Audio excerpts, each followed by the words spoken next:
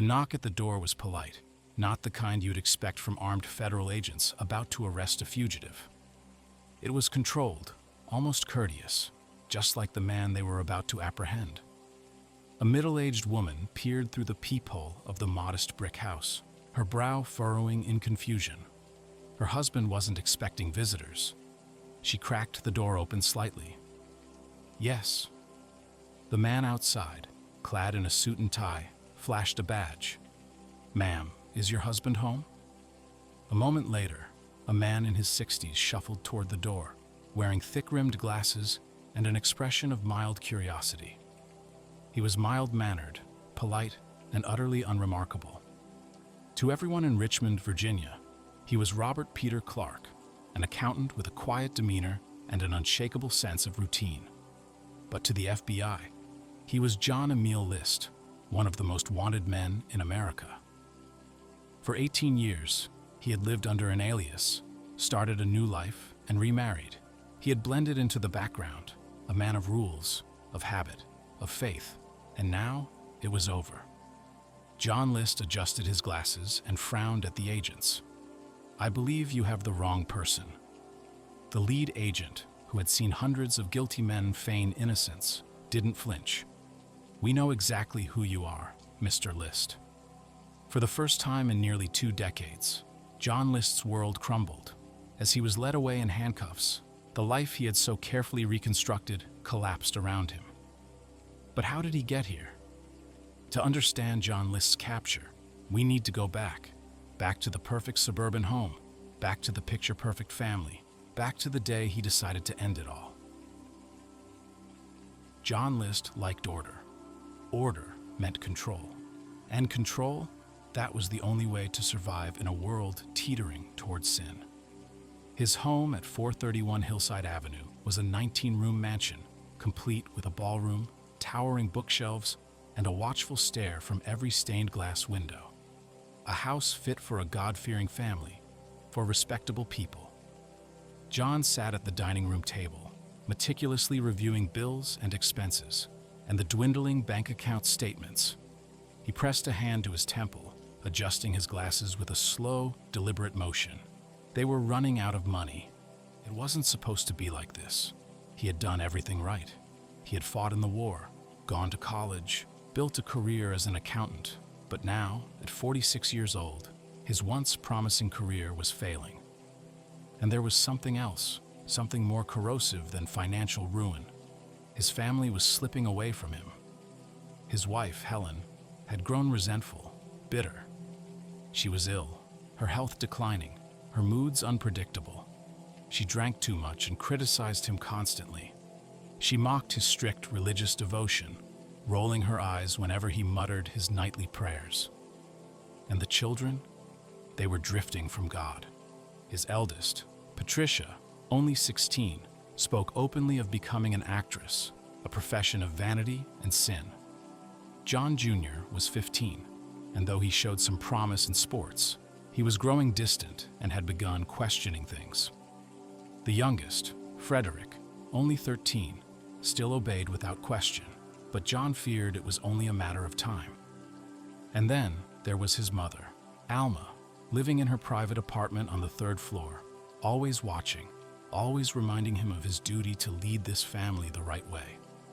John List sat at the table, hands folded, a storm raging behind his calm expression. There was only one way to fix this, only one way to make sure his family was saved. They couldn't face poverty, humiliation, and sin. They couldn't live with failure, but maybe, just maybe, they could die with dignity. In the weeks leading up to November 9th, 1971, John List moved methodically. He stopped depositing money into the bank, letting the mortgage slip. He canceled newspaper subscriptions, subtly cutting off any future deliveries. He informed the children's schools that the family would be moving to North Carolina to care for a sick relative for a while. He stole his mother's key to her safety deposit box, ensuring access to what little money she had left. And finally, he bought a gun. On the morning of November 9th, John List woke up earlier than usual. He dressed in his finest suit, the same way he always had before a normal workday. Except today, he wasn't going to work. Helen was in the kitchen, sipping coffee, barely acknowledging his presence. "John," she muttered, rubbing her temples, "you're up early." "I have some things to take care of," he said, his voice steady. Helen barely nodded. She reached for her coffee cup again, and that's when he raised the gun and shot her in the back of the head. She never saw it coming. The coffee spilled onto the floor, the cup shattering. John stood there for a moment, watching her slump forward, blood pooling across the table. Then, without a word, he walked upstairs. His mother, Alma, was in her apartment, waiting for breakfast. When John entered, she smiled. "Oh, John." The gun flashed, and she collapsed instantly. John turned and left his mother's body in her apartment, carrying on with his plan.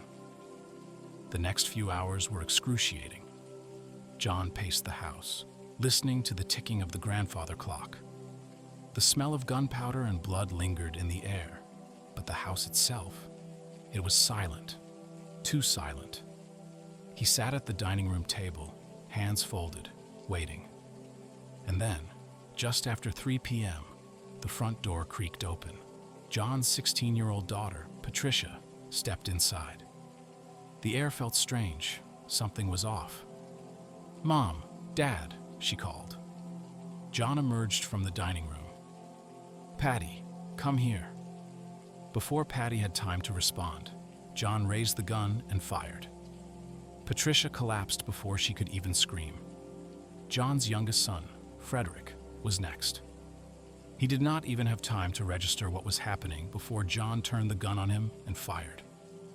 John then moved his wife's and children's bodies into the mansion's ballroom and placed them on sleeping bags on the floor. He took a break and made himself lunch before leaving the mansion and heading to the bank to close both his and his mother's accounts. But there was still one last task in his plan to complete. At 4 p.m., John Jr. was still alive, running up and down the soccer field, shouting plays with his teammates. His father had watched the entire game, sitting stiffly in the stands like any other proud parent. John Jr. had no idea that his family was already dead.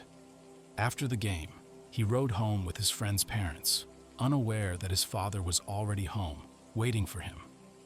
When he walked through the door, he barely had time to take off his jacket before John raised the gun and fired. The first bullet hit his chest, but John Jr. didn't die instantly. He fought. Unlike the others, John Jr. struggled, clawing toward his father, trying to stop him.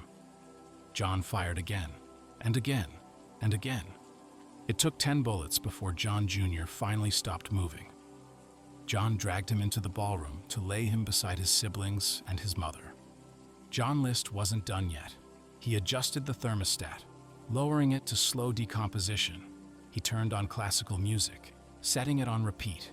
He wrote a 5-page letter to his pastor, explaining that he had spared his family from the evils of the world. Then he cleaned the crime scene, wiping down doorknobs, counters, and the gun. To ensure that no face could be connected to the crime, John destroyed every picture of himself in the home. Then he sat down and ate dinner. He slept in the house overnight, his murdered family lined up in the ballroom. John List woke up early the next morning, just as he had every morning for decades. But today was different. Today, he woke up a free man. The mansion at 431 Hillside Avenue was silent, save for the low hum of classical music still playing softly in the ballroom. He turned on every light in the house, double-checked his briefcase, making sure his passport, fake identification, and cash savings were tucked safely inside. Then he walked out the door. He didn't hesitate as he climbed into his Chevrolet Impala and started the engine. As he pulled away from the house, he was already thinking ahead. He had mapped this out, planned every detail. The bodies would be found eventually, but by then, he would be long gone, lost in the current of America's endless highways. And with that, John List disappeared. For weeks, no one noticed. John had stopped all mail and newspaper deliveries, and cut the milk service. Life around the mansion went on as usual until neighbors started to suspect that something was off. While the family was somewhat reclusive, none of them had been seen in a month. The lights in the home were on, but there never seemed to be any movement. However, when the neighbors noticed the lights inside flickering out, one by one, their suspicions grew. By December 7th, 1971, a month after the murders, police were finally called to check on the house. When they entered, they were immediately hit with the overwhelming stench of death. The air was thick with decay, the silence pressing. Then, in the grand ballroom, they found them: Helen, Patricia, John Jr., and Frederick, all lined up neatly, hands folded, as if waiting for a final blessing. Their bodies lay side by side, arranged in an eerily methodical manner. They found Alma in her apartment upstairs, but John List was nowhere to be found. For the next several weeks after the murders, John List didn't stay in one place for more than a few days. He drove south, avoiding major highways, stopping at small roadside motels, always paying in cash. He lived like a ghost, leaving no trail. Every morning, he shaved meticulously, combed his graying hair, and adjusted his glasses, maintaining his neat, unassuming appearance. He kept to himself, speaking to as few people as possible. He ate at cheap diners, reading the newspaper obsessively, scanning for news of his family's discovery. He avoided television, knowing his face would be everywhere once police realized he had vanished. Some nights, he didn't risk a motel at all. Instead, he parked on quiet residential streets and slept in his car, careful to move before dawn. He rationed his money, surviving off the cash he had stolen from his mother's bank account. By December, news of the Westfield murders had exploded nationwide. He saw his own name and face staring back at him from headlines in gas stations and convenience stores. He didn't panic. Instead, he kept moving. By early 1972, he had reached Denver, Colorado. He knew he couldn't live as John List anymore. And so, in Denver, John List ceased to exist. John List forged a new identity with the same level of precision and calculation he had used in planning the murders. Under the alias Robert Peter Clark, he carefully began constructing a normal life, a faceless man in a sea of strangers. At first, he took whatever work he could find: bookkeeping for small businesses, odd jobs as a freelance accountant. He was methodical, patient, slowly building up his new persona. He rented a modest apartment, kept to himself, and never shared too much. When asked about his past, he had a simple and effective explanation. "I'm a widower. My wife died of cancer. Just needed a fresh start." No one questioned it. And just like that, John List was gone. By 1985, John List, now permanently known as Bob Clark, was settled. He had a stable job as an accountant, a quiet routine, and no suspicion attached to his name. The murders of his family were now a distant crime, a case growing colder by the day. Then he met Dolores Miller. She was a widow in her early 50s, kind, soft-spoken, and practical. She had no wild ambitions, no rebellious streak. In many ways, she was the perfect woman for him, a person who wouldn't question him too much, who wouldn't poke at the past. John List courted her the way he did everything else, slowly, deliberately, carefully. He was respectable, he was stable, he was dependable. And in 1985, after just over a year of dating, they married. Dolores believed she had found a good man, a husband who was devoted, responsible, and steady. She had no idea that the man she slept beside every night had murdered his entire family in cold blood. For the next 4 years, John List lived what seemed to be a perfectly normal life. He and Dolores bought a small brick house in Midlothian, Virginia, a quiet suburb near Richmond. He attended church regularly, blending in with the congregation, and he worked as an accountant, making just enough to maintain a modest lifestyle. He followed a strict, predictable routine, ensuring no one ever had a reason to question him. The world had forgotten him. He had escaped. Or so he thought. By 1989, the Westfield Mansion murders had faded into true crime legend, but law enforcement hadn't forgotten. That year, a popular American crime television show called America's Most Wanted picked up the case, enlisting forensic artist Frank Bender to create a clay bust of what John List might look like nearly 2 decades later. The bust was uncannily accurate, right down to the thick-rimmed glasses, the receding hairline, the wrinkles of a life well hidden. On May 21, 1989, the episode aired on national television, and in Richmond, Virginia, a neighbor of Bob Clark was watching. They stared at the screen, then at the man they had known for years. Then, one by one, people began calling the FBI tip line to report that the cold-blooded murderer on their screen was their quiet, non-assuming neighbor, Bob. When FBI agents arrived at Bob Clark's home, he answered the door like any other day. He was calm, polite, and collected, even when they told him, "We know exactly who you are." Even when they placed him in handcuffs. Even when they told Dolores her husband was not Bob Clark, but John Emil List, a mass murderer. Dolores stood in shock, unable to comprehend that the man she had loved for 4 years was a cold-blooded killer.